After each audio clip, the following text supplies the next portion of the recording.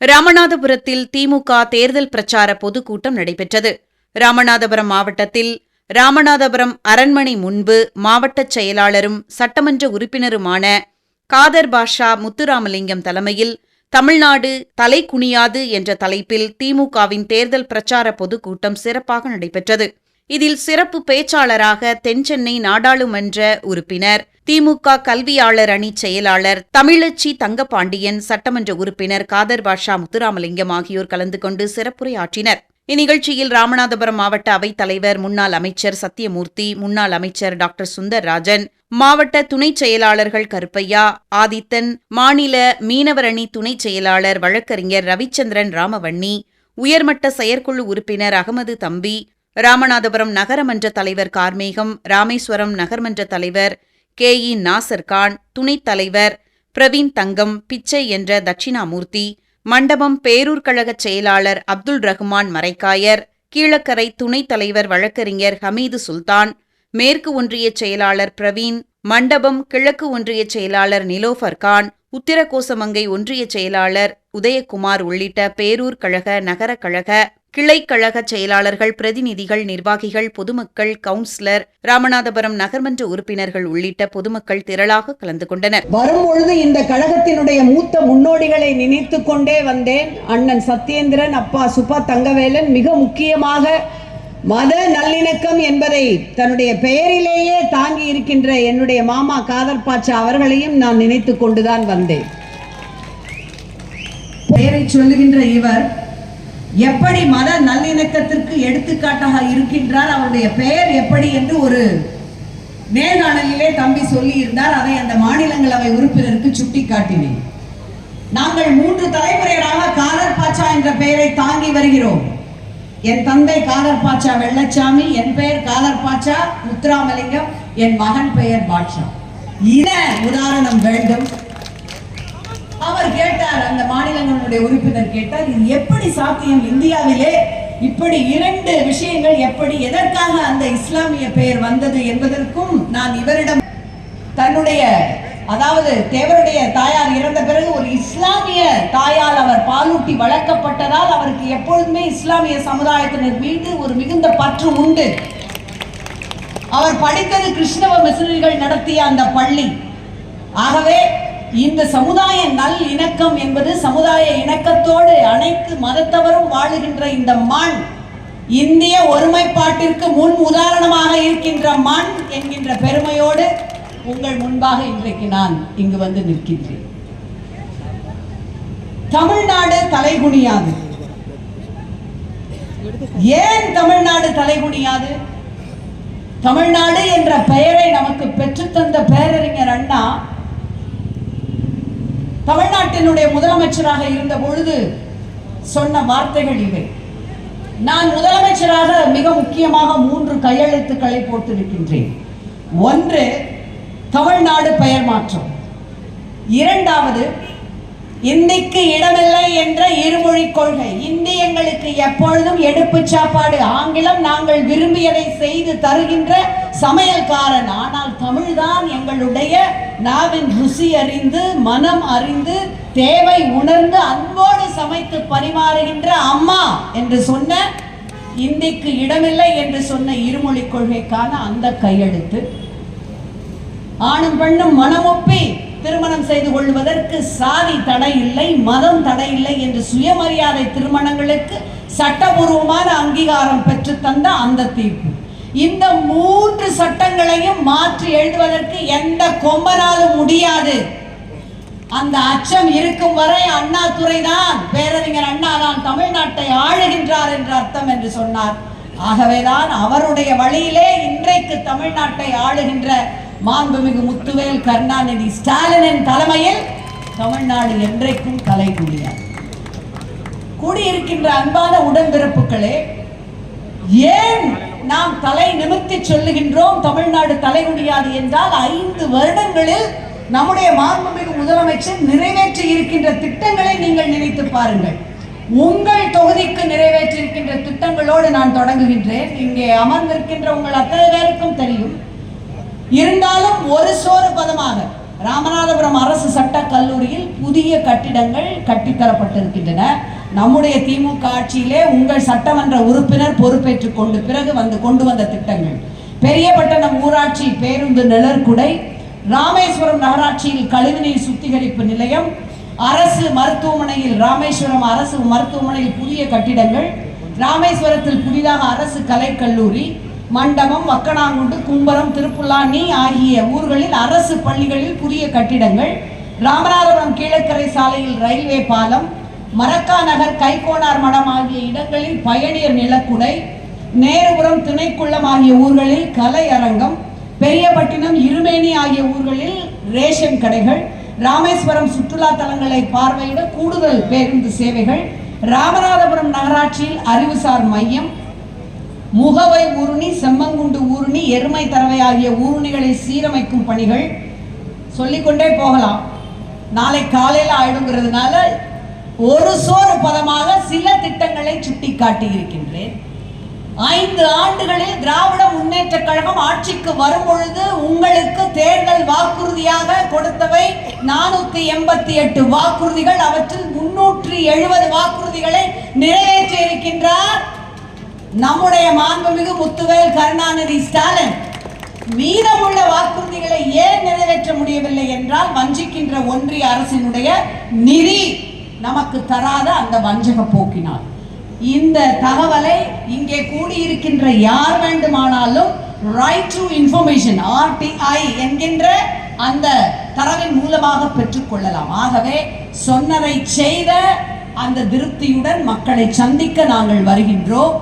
கொடுத்த வாக்குறுதிகளை காப்பாற்றியும் காப்பாற்றுவதற்காக உழைக்கின்ற சட்டமன்ற உறுப்பினரை கொண்டிருக்கிறோம் என்கின்ற பெருமையோடு ராமநாதபுரத்திற்கு உங்கள் முன்பாக திராவிட முன்னேற்ற கழகத்தின் சாதனைகளை, மிக குறிப்பாக பெண்களுக்கு, மாணவ மாணவிகளுக்கு, அதே சமயத்திலே விவசாயிகளுக்கு, இந்த பகுதியிலே பெரும்பான்மையாக இருக்கின்ற மீனவ சமுதாயத்தை சார்ந்த எங்களுடைய சகோதர சகோதரிகளுக்கு, விளிம்பு நிலை மக்களுக்கு, ஒடுக்கப்பட்டவர்களுக்கு, இப்படி அத்தனை பேருக்கும் இந்த அரசு என்ன செய்திருக்கிறது என்பதை சொல்லிக்காட்டி சுட்டிக்காட்டி, ஆகவே நாம் ஏன் தலைகுனிய வேண்டும் இந்த ஒன்றிய அரசுக்கு என்ற கேள்வியை நீங்கள் எழுப்ப வேண்டும். உங்களை நாடி தேடி வருவார் மாண்புமிகு பாரத பிரதமர் அவர்கள். கூடிய விரைவிலேயே வருவார்.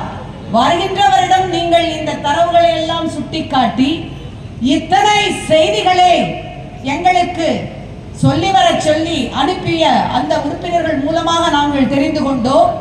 இவ்வளவு விஷயங்கள் திட்டங்களை தீட்டி இருக்கின்ற எங்களுக்கு ஏன் நிதி தராமல் நீங்கள் வஞ்சிக்கின்றீர்கள்? வஞ்சிக்கின்ற உங்களுக்கா எங்கள் ஓட்டு? இல்லை இல்லை, எங்களை வாழ வைத்த திமுகவிற்கு எங்கள் ஓட்டு என்று நீங்கள் அவரிடம் சொல்ல வேண்டும்.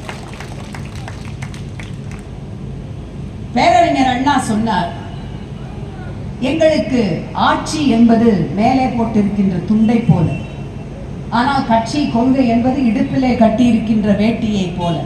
நாங்கள் துண்டு இல்லாமல் நடக்கலாம், ஆனால் ஒரு பொழுதும் வேட்டி இல்லாமல், கொள்கைகள் இல்லாமல் நாங்கள் நடக்க மாட்டோம். அந்த திமிர்ப்பான மமதையோடு நான் உங்கள் முன்பாக சொல்லுகின்றேன், திராவிட முன்னேற்ற கழகம் ஆட்சிக்கு வரும் பொழுதெல்லாம் ஒடுக்கப்பட்ட மக்களுக்கு, மிக குறிப்பாக இதுகாலம் அடக்கி வைக்கப்பட்டிருந்த பெண்களுக்கு எத்தனை விஷயங்களை செய்திருக்கின்றது. ஓரிரண்டை உங்களிடம் சொல்வது என்றாலும் அது பக்கத்திற்கு பக்கம் நீளும்.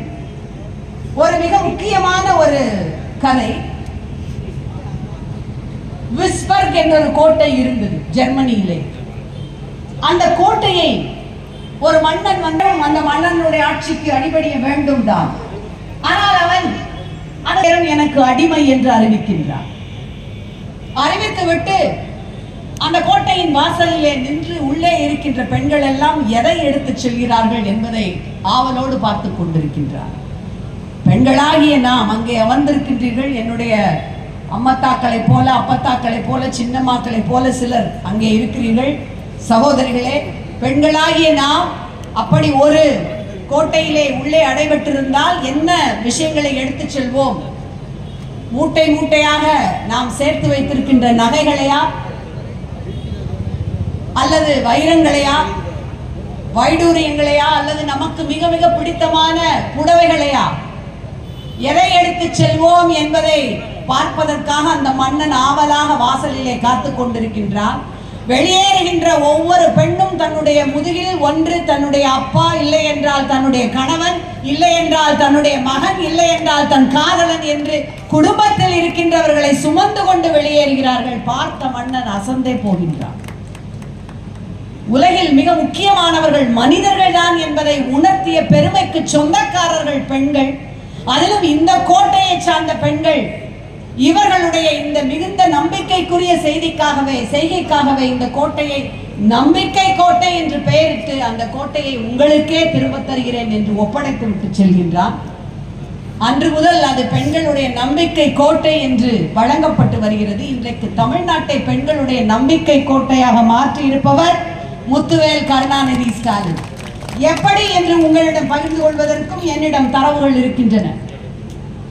உங்களுக்கு என்று அவர் கொண்டு வந்திருக்கின்ற திட்டங்கள், விடியல் பயண திட்டம், அதாவது நீங்கள் அரசு பேருந்துகளில் கட்டணம் செலுத்தாமல் பயணம் செய்கின்ற திட்டம். ஏன் அதற்கு பெயர் விடியல் பயணம்? இலவசம் என்று வைக்காமல் இலவசம் என்ற சொல்லை விடுத்துவிட்டு ஏன் விடியல் என்ற சொல்லை வைத்தார் என்றால், பெண்களுக்கான விடியல் என்பது வீட்டிலிருந்து தொடங்க வேண்டும். அவர்களுக்கான விடுதலை என்பது பொருளாதார ரீதியிலே அவர்களை சுதந்திரமாக உணரச் செய்வதிலே இருந்து தொடங்க வேண்டும் என்பதால் தான் தொழில்துறையின் அத்தனை அமைப்புகளிலும் பெண்களை புகுத்தினால் மட்டும்தான் பெண்களுக்கான உண்மையான விடுதலை கிடைக்கும் என்று முழங்கியவன் எங்கல்ஸ். ஏழை அழுத கண்ணீர் மட்டுமல்ல, ஏந்திழையார் அழுத கண்ணீரும் இந்த சமுதாயத்தை நாசமான நச்சு நீராக்கிவிடும் என்று சொன்னவர் பேரறிஞர் அண்ணா. பெண்ணின் மொழியே அரசின் மொழி என்று சொன்னவர் தந்தை பெரியார். இவர்களுடைய வழியிலே உங்களுக்கு நீங்கள் யார் கையையும் எதிர்பார்க்காமல் விரும்பிய இடத்தில் ஏறி உங்கள் பிறந்த வீட்டிற்கு செல்ல வேண்டுமா, நல்லது கெட்டதற்கு உங்களுடைய சகோதரர்களுடைய வீட்டிற்கு செல்ல வேண்டுமா, அல்லது காலார உங்கள் சிநேகிதிகள் உங்களுக்கு விருப்பமான உறவுகளை சென்று பார்த்து வர வேண்டுமா, ஒரு பேருந்திலே ஏறி மற்றொன்றிலே இறங்குகின்ற அந்த வரலாற்று சிறப்புமிக்க வசதியை விடியல் என்று கொண்டு வந்தவர். விடியல் பயணத்தின் மூலமாக மிக குறிப்பாக தமிழ்நாட்டினுடைய முன்னணி திட்டமாக அதை கொண்டு வந்தவர் நம்முடைய மாண்புமிகு முத்துவேல் கருணாநிதி ஸ்டாலின். ஆகவே நாம் ஏன் தலைகுனிய வேண்டும்? ஒன்றிய அரசாங்கத்திற்கு ஒரு கணக்கு எடுப்பு நடக்கின்றது. அதாவது பொருளாதார மேம்பாட்டு அமைப்பு என்ற ஒரு அமைப்பு, வேர்ல்ட் எக்கனாமிக் ஃபோரம் என்கின்ற ஒரு அமைப்பு, உலகில் உயர்கல்வியில் கல்லூரியில போய் படிக்கிறாங்க இல்லையா, அந்த உயர்கல்வி சேர்க்கையில் சிறந்த 10 நாடுகளுடைய பட்டியலை அந்த அமைப்பு எடுக்கின்றது. அந்த 10 நாடுகளில் முதல் இடத்தை எது பெற்றிருக்கிறது? கனடா நாடு பெற்றிருக்கின்றது. அது பெற்றிருக்கின்ற சதவீதம் 59.96. இரண்டாவது இடம் ஜப்பானுக்கு 52.68. மூன்றாவது இடம் லக்சம்பர்க் என்கின்ற நாடு. நான்காவது இடம் தென்கொரியாவிற்கு. நாம் மிக மிக வியந்து பார்க்கின்ற அமெரிக்காவோ அதற்கு 6வது இடம் தான். பிரிட்டனுக்கு 8வது இடம், லண்டனுக்கு 8வது இடம், இங்கிலாந்திற்கு. வருத்தத்திற்குரிய செய்தி என்னவென்றால், நாங்கள் வளர்ந்த பாரதத்தை உருவாக்கிவிட்டோம் என்று 3வது முறையாக ஆட்சிக்கு வந்திருக்கின்ற ஒன்றிய பாஜக அரசாங்கத்தால் ஆளப்படுகின்ற இந்தியா அந்த 10 நாடுகளின் பட்டியலில் இல்லை. ஏனென்றால் அதனுடைய சராசரி தேசிய சராசரியினுடைய அளவு 20.4. ஆனால் தமிழ்நாட்டில் அந்த உயர்கல்வியினுடைய சராசரி 76%. இந்திய சராசரியை தாண்டி 76%. இப்பொழுது சொல்லுங்கள், ஏன் தமிழ்நாடு யாருக்கும் தலைகுனிய வேண்டும்? உயர்கல்வியிலே இந்திய சராசரியை தாண்டி சராசரியை வைத்திருக்கின்ற நாங்கள் முத்துவேல் கருணாநிதி ஸ்டாலின் தலைமையிலே முதலமைச்சராக அவர் பொறுப்பேற்று கொண்டவுடன் மாணவ மாணவிகளுக்கு தமிழ் புதல்வன், நான் முதல்வன் என்கின்ற எத்தனை திட்டங்கள், அதிலும் குறிப்பாக இந்த நாள் முதல்வன் திட்டம் நம்முடைய குழந்தைகள்